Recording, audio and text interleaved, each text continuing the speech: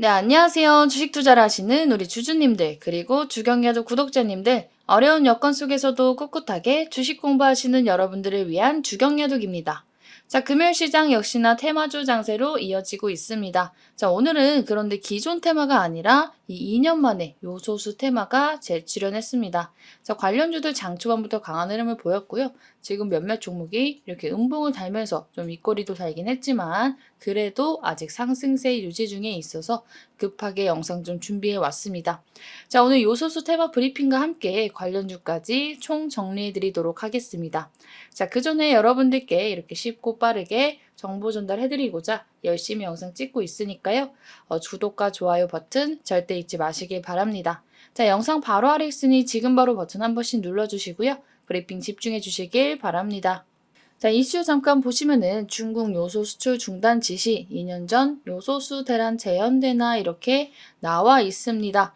자, 중국이 요소 수출 중지를 요청했다는 소식으로 이 요소수 관련주들까지 약간 급등을 했다 말씀드렸는데요. 바로 21년과 같은 요소수 품귀 현상 재발이 일어날 수 있다는 이 우려감 때문입니다. 자, 21년에 이 한국에서 일어났던 요소수 사태 한번 다시 보면요. 이 중국의 요소 수출 제한으로 당시 10리터당 이 10,000원이었던 요소수가 10만 원 가까이 10배가량 올랐던 적이 있습니다. 자, 요소수가 대체 뭐길래 자, 요소수란 디젤 차량에서 발생하는 이 질소 산화물을 정화시키기 위해 디젤 차량에 탑재된 SCR에 사용되는 물질을 말합니다. 이 질소와 산소가 결합된 질소 산화물은 미세먼지를 유발하는 것은 물론이고 이 비에 섞여 내리면 토양을 오염시키기 때문에 이 SCR이 반드시 필요한데요. 이 SCR의 핵심이 바로 이 요소수입니다.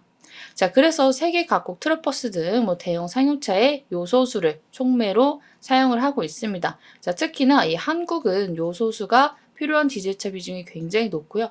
이 요소수 상당 부분을 중국에 상당 부분이라 함은 거의 90% 이상을 이 중국에 의존하고 있어서 이미 일전에도 물류 대란까지 이어지는 연쇄 파급 효과를 겪은 적이 있습니다. 아니, 그런데 우리나라가 요소수도 못 만드나요? 우리나라도 요소수를 생산할 수가 있습니다.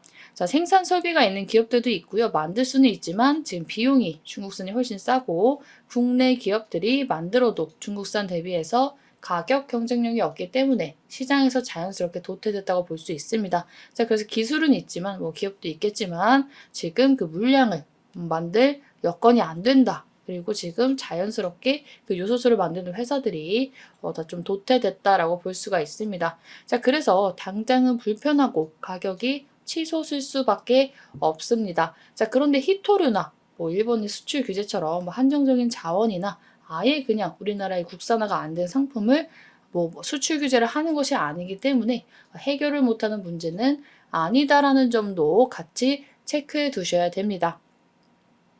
자, 근데 왜 중국이 갑자기 요소수를 수출을 중단하고 난리일까요? 자, 이슈 보시면요. 공식적으로는 중국 당국의 요소 가격이 급등하자 일부 비료 생산 업체들에게 요소 수출 중단을 요청했다고 나와 있습니다.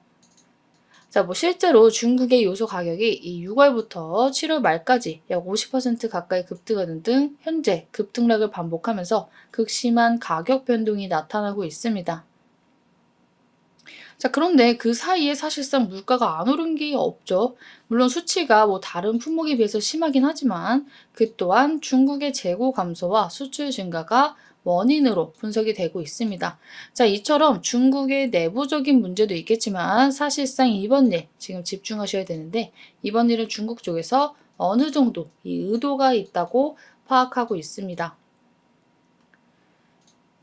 자, 지금은 중국과 미국이 패권 전쟁 중에 있습니다. 그런데 우리나라는 한미동맹, 한미일 동맹을 통해서 삼각 군사협력 체제를 오히려 강화하고 있죠. 당연히 이거에 대한 불만이라고 볼 수가 있고요. 지금 패권 전쟁에서 우리나라가 중간에 껴서 상당히 애매한 포지션에 있기 때문에 우리나라 정부를 압박하려는 의도도 있어 보입니다. 자, 우회적으로는 요소 수출 통제 등 이런 한국을 압박할 카드가 많다 하고 경고적인 이 메시지를 발신하는 듯 하는데요. 우리나라는 이전부터 이 친중적 행동은 잘 안 합니다. 자, 중국과의 협력 대신에 그래? 그럼 다각적 수입 담보단을 꾀해 볼게 라는 식으로 방법을 택했습니다. 만약에 정말 중국의 의도가 우리나라를 압박하려는 의도가 맞다면 당연히 중국의 의도와는 다른 반응을 보이는 우리에게 우호적으로 요소수 측면에서도 대해줄 리가 없겠죠. 자, 그런데 이번에도 우리 정부는 인도네시아, 베트남, 사우디아라비아 등에서 대체 구입선을 마련해 놓은 것으로 전해졌습니다. 자, 이미 이전의 요소수 사태는 한 번 겪은 사태이기 때문에 비축한 요소, 거의 뭐 2달치 정도 된다고 하는데요. 이 비축한 요소와 수입 다변화 루트를 통해 리스크 관리는 가능할 것으로 봅니다. 자, 하지만 이 2달 동안 비축분을 다 쓰고 만약에 이 수입 루트가 원활하지 못하다는 뭐 잡음이 들린다면 이 관련주들 다시금 언제든지 상승을 할 수 있다라고 판단을 됩니다. 자, 그래서 이 관련주들은 항상 이슈를 뜨고 나면은 이미 이렇게 가 있기 때문에 미리 좀 파악을 해 두셔야 되는데요. 테마주인 만큼 변동폭이 셀 수밖에 없다는 점까지, 그래서 리스크가 좀 있다는 점까지 체크를 해 두시면 좋을 것 같습니다. 자, 그럼 관련주에는 어떤 게 있을까요? 자, 바로 롯데정밀화학, 남해화학, 경농, KG케미칼, TKG 흑힘스, 유니온 머티리얼이 있습니다. 자, 그 중에 오늘 대장은 이 KG케미칼, 그리고 경농, 남해화학이 각각 비슷하게 상승을 했습니다. 자, 이렇게 대표적으로 7개 종목 소개를 좀 해드리고요. 당장 이슈 보고 매매를 하기보다는 문제가 조금 더 심각해질 때 정말 눌림목 기회를 만들어 준다면 매매를 고려해 보시는 게 안전한 매매가 될 것 같습니다.